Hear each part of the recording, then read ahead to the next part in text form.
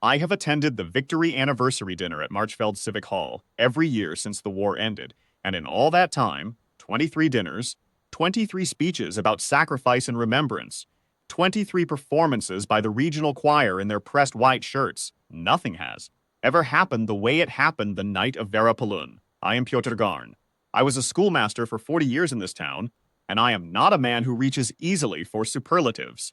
My wife Irina would have laughed at me for writing this down. She always said I was the last man in any room to admit he'd been moved. But I was there. I sat 6 feet from the grand piano, and I will tell you what I saw.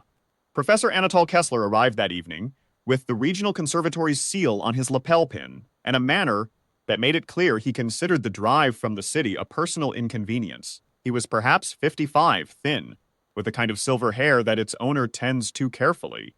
He was our guest of honor.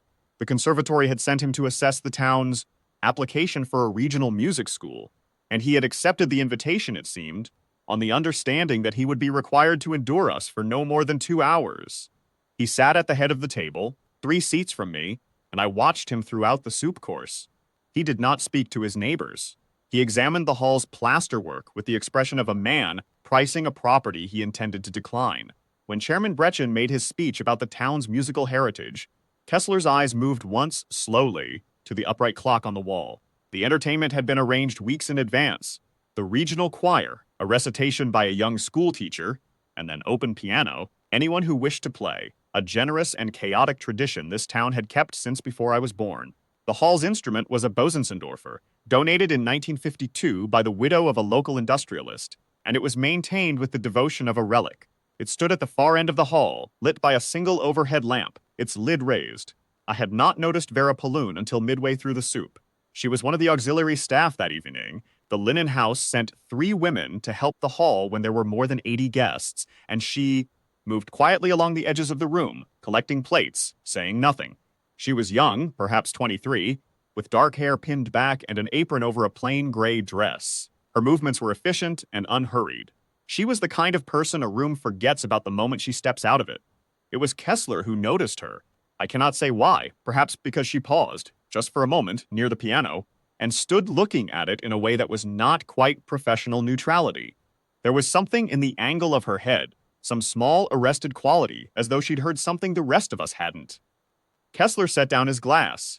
He looked at Chairman Brechin. Is the open piano still the custom here? Brechin said it was. Kessler looked back at Vera.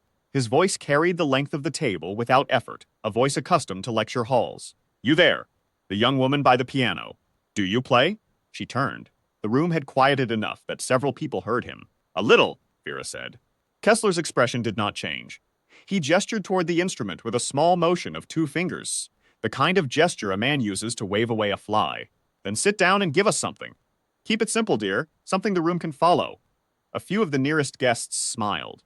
Not cruelly, they simply assumed, as Kessler assumed, as the whole room assumed, that we were about to hear a folk melody, or a polite parlor piece, or nothing at all. I assumed the same. I reached for my wine. Vera set down the stack of side plates she was carrying. She placed them on the edge of the serving table with the same care she'd given everything else that evening. Then she walked to the piano, pulled out the bench, and sat down. She did not adjust anything. She did not look at the keys. She sat for a moment with her hands in her lap, and the hall settled around her, not into its attentive silence, but into the distracted half-quiet of a room that expects nothing in particular and is already thinking about dessert. Then she put her hands on the keys, and everything changed. The opening of Schubert's Wanderer Fantasy is not a gentle thing. It arrives like a fist on a table, not violent but absolute, a statement of intent that has no interest in easing you in. The first chord landed in that hall, and something happened to the air. I felt it in my chest before I understood what I was hearing. The woman at the piano was not playing something simple. She was not playing something the room could follow. She was playing one of the most technically demanding works in the piano literature, from memory, without the smallest hesitation, and she was playing it as though she had been waiting for that particular piano in that particular hall for 23 years. Kessler's glass stopped halfway to his mouth. I watched it. I will never forget it. That arrested hand, the glass tilted slightly, the wine catching the light. He did not set it down. He simply held it there, as though he had forgotten it existed, and his eyes moved to the piano and did not move again. Vera's hands on the keys were not the hands of a woman who had learned a little. They were the hands of someone who had lived inside music for a long time, someone who had been made by it, shaped by it, the way a river is shaped by the channel it carved for itself over decades. The fantasy's opening movement surged through the hall, fierce and clean, and the people nearest the piano leaned forward without knowing they did. The choir director's head came up sharply. One of the conservatory officials at Kessler's end of the table put his fork down. I found out later, much later, what I could not have known that evening. Vera's father had been a concert pianist before the war. Not famous, not celebrated, but trained to the bone. A man who had studied for 11 years and spent his adult life giving lessons in 3 towns and dreaming of a stage he never quite reached. He had died in the war's 3rd year. Vera had been 9 years old before he left, and during the 2 years between his departure and the telegram, he had taught her everything he knew on the battered upright in the back room of their apartment above the linen house, the apartment she still lived in, alone now at 23. She had never played for anyone else. She had told no one. The upright in the back room was hers and her father's, and what happened on it was between them. I did not know any of this while she played. I only knew what I heard. The Wanderer fantasy does not relent.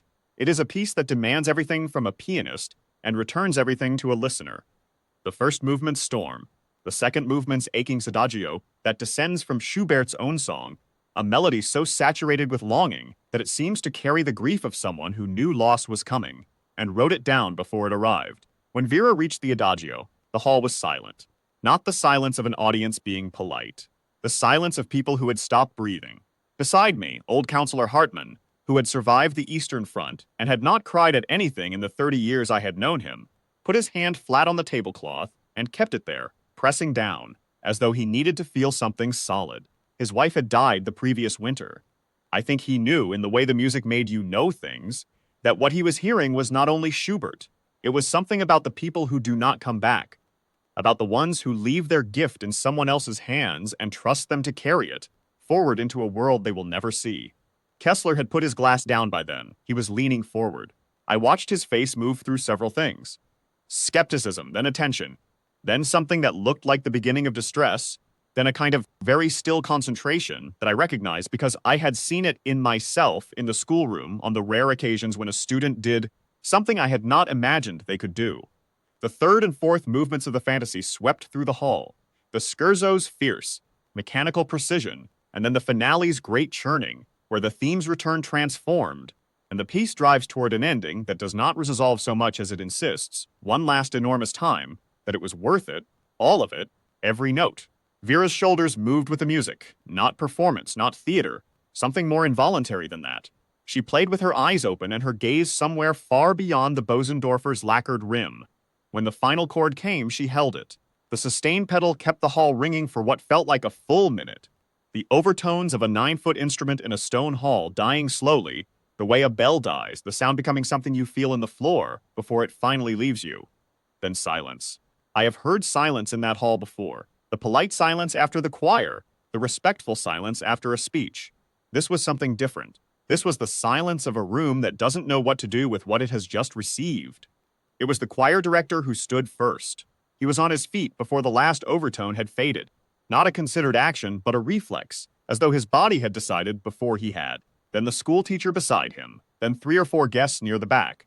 Then, in a wave that moved from the far end of the hall toward the head table, everyone except Kessler, he sat. He was looking at the piano, at Vera's back, at her hands still resting on the keys. His expression was not the one I had expected, not embarrassment, not the forced generosity of a man conceding a point he'd rather not concede.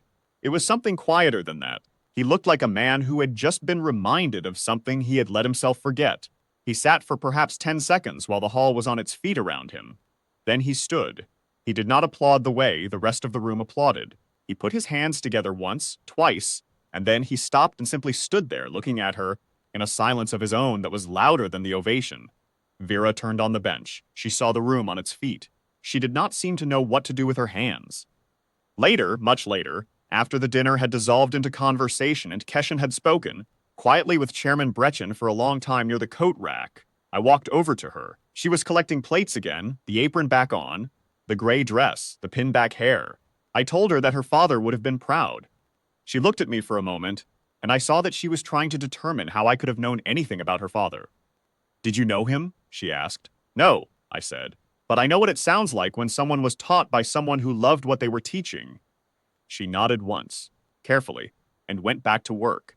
I learned the rest of it over the following weeks. The apartment above the linen house, the upright, the 11 years her father had studied, the telegram in the war's third year. Kessler, I was told by Bretchen, had submitted his assessment of the town's music school application within 4 days of the dinner. His recommendation was unambiguous. He had also included in the covering note a personal request that Vera Pullen be contacted regarding a place at the conservatory, tuition to be arranged, at whatever terms she could manage. Whether she went, I cannot say. She left the linen house before the following spring. I have thought of her often in the years since, of that moment when she walked to the piano with a stack of side plates, still warm in her hands, and sat down and placed her fingers on the keys, and filled a civic hall in a provincial town with everything her father had left inside her. There are gifts that skip a generation, or skip a decade, or wait in a back room above a linen house for 23 years until the right piano is finally in front of them. That night in Marchfeld, I understood for the first time that some music is not performed. It is simply released, and the room, when it comes, will know what to do.